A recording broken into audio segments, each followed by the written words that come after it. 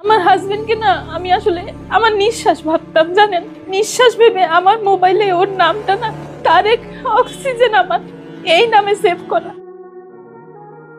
সাভারে স্ত্রীর কিডনিতে জীবন ফিরে পেয়ে স্বামী থাকছেন পরকীয়া প্রেমিকাকে নিয়ে। নিজের কিডনি দিয়ে স্বামীর জীবন বাঁচিয়েছিলেন, কিন্তু সেই স্বামী সুস্থ হয়ে জড়িয়ে পড়লেন পরকীয়া ও অনলাইন জুয়ায়। শুধু তাই নয়, স্ত্রীকে মারধর করে বাড়ি থেকে বের করে দিয়ে প্রেমিকার সঙ্গে বসবাস করছেন তিনি। অমানবিক ও হৃদয় বিদারক এই ঘটনাটি ঘটেছে সাভারের কলমা এলাকায়। পরবর্তীতে অকৃতজ্ঞ স্বামী তারেকের বিরুদ্ধে নারী নির্যাতনের মামলা করেছেন টুনি।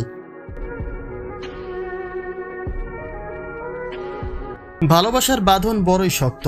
একটা সময় টুনি স্বামীর হাত শক্ত করে ধরেন এবং উন্নত চিকিৎসার জন্য তারেককে ভারতে নিয়ে যাওয়ার সিদ্ধান্ত নিয়েছিলেন।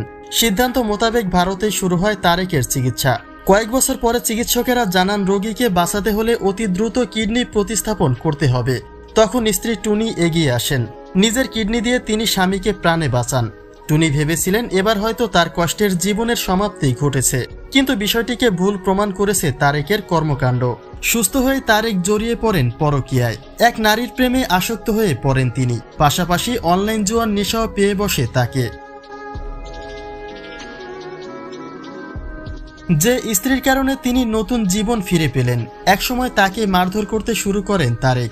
এক পর্যায়ে মারধর করে স্ত্রীকে বাড়ি থেকে বের করে দিয়ে পরকীয়া প্রেমিকার সঙ্গে বসবাস করতে শুরু করেন। পারিবারিক সূত্রে জানা যায় 2006 সালে পারিবারিকভাবে কলেজ পড়ুয়া তরুণী উম্মে শাহেদিয়া টুনির সঙ্গে মালয়েশিয়া প্রবাসী যুবক তারেকের বিয়ে হয়। বিয়ের 1 বছর পরে তারেক ও টুনির সংসারে আলো করে আসে একটি পুত্র সন্তান, যার নাম রাখা হয় আজমাইন দিব্য। সবকিছু ঠিকঠাকই চলছিল, তবে 2008 সালের মাঝামাঝি সময়ে হঠাৎ করে অসুস্থ হয়ে পড়েন তারেক। চিকিৎসকেরা জানান তার দুটি কিডনি প্রায় অচল। রোগীকে বাঁচাতে হলে অতি দ্রুত ডায়ালাইসিস শুরু করাতে হবে। তবে স্বামী ডায়ালাইসিসে রাজি ছিলেন না টুনি। পরিবারের সঙ্গে কথা বলে সিদ্ধান্ত নেন উন্নত চিকিৎসার জন্য স্বামীকে ভারতে নিয়ে যাবেন। কোনো ধরনের কালক্ষেপণ না করে 1 সপ্তাহের মধ্যে স্বামীকে নিয়ে ভারতে পাড়ি জমান। তামিলনাড়ুর বিখ্যাত সিএমসি হাসপাতালে শুরু হয় তারেকের চিকিৎসা। চিকিৎসকেরা জানান তারেকের 2 কিডনি মিলিয়ে 24% সচল রয়েছে। এক্ষেত্রে মেডিসিনের মাধ্যমে আরও 10 বছর তিনি চিকিৎসা চালিয়ে যেতে পারবেন, কিন্তু এরপরে কিডনি প্রতিস্থাপন করতেই হবে।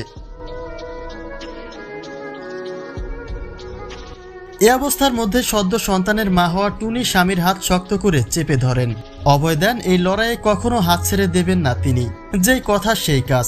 ঢাকায় ফিরে নিজ বাড়িতেই খোলেন হোম বিউটি পার্লার, পাশাপাশি বুটিক্সের কাজও শুরু করেন। মাস শেষে 40 থেকে 50,000 টাকা উপার্জন করতে সক্ষম ছিলেন তিনি, আর এই পুরো টাকাটাই ব্যয় করতেন তারেকের চিকিৎসায়। এভাবেই কেটে যায় বেশ কয়েকটি বছর। নিজের জমানো টাকা, বিয়ের স্বর্ণালংকার বিক্রি করে স্বামীর চিকিৎসা চালিয়ে যান তিনি। চিকিৎসকদের পরামর্শতে টুনিকে বছরে 3 বার অসুস্থ তারেককে নিয়ে ভারতে যেতে হয়, যার প্রতিবারে প্রায় 2 থেকে 3 লক্ষ টাকা খরচ হতো, যার পুরোটাই আসতো নিজের আয় ও স্বর্ণালংকার বিক্রির টাকা থেকে। অথচ টুনির এতটা আত্মত্যাগের পরেও স্বামীর কাছ থেকে অবহেলা আর নির্যাতন ছাড়া আর কিছুই পাননি।